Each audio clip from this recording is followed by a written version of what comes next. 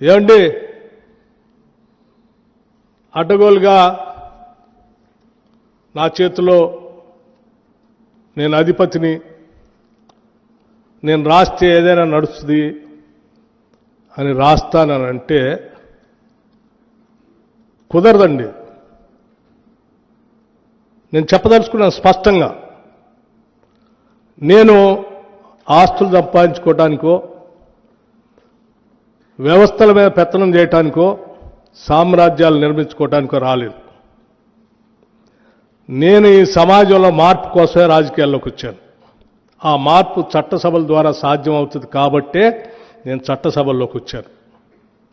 నేను చట్టసభల్లోకి వచ్చినప్పటి నుంచి నిబద్ధతతో ఈ రాష్ట్రంలో ఉన్న ఆస్తులు, సంస్థలు, వ్యవస్థలు, వనరులు అన్నీ కూడా ప్రజలకి పంచబట్టడం కోసం కావాల్సిన చర్యలన్నీ తీసుకుంటున్నాను.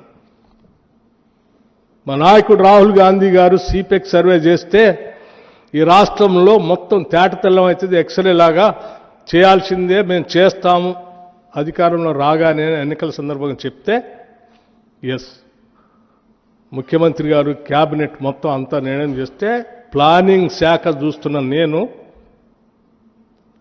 చిన్న పొరపాటు కూడా దేశంలో ఇంతవరకు దేశంలో ఏ రాష్ట్రంలో కూడా జరగలేదు. కాస్ట్ సర్వే చిన్న పొరపాటు కూడా జరగకుండా కాస్ట్ సర్వే చేసి మొత్తం లెక్కలు తేల్చి సభలో పెట్టిన. ఈ రాష్ట్రంలో ఉన్న వనరులన్నీ ఎక్కడున్నాయి, ఎవరికి పంచాలా, ఎట్లా చేయాలి అని పకడ్బందీగా ప్లానింగ్తో ముందు పోదామని ఆలోచన చేస్తూ ఉన్నాం. ఎందుకు చేస్తున్నాం అంటే మాకు ఓ నిబద్ధత ఉంది, సంకల్పం కూడా ఉంది. రాష్ట్రంలో జరుగుతున్న పరిస్థితులు చూసి తట్టుకోలేకనే ఆనాడు నేను పీపుల్స్ మార్చ్ అని పాదయాత్ర చేసుకుంటూ వస్తూ ఇదే సింగరేణి కాలరీస్లో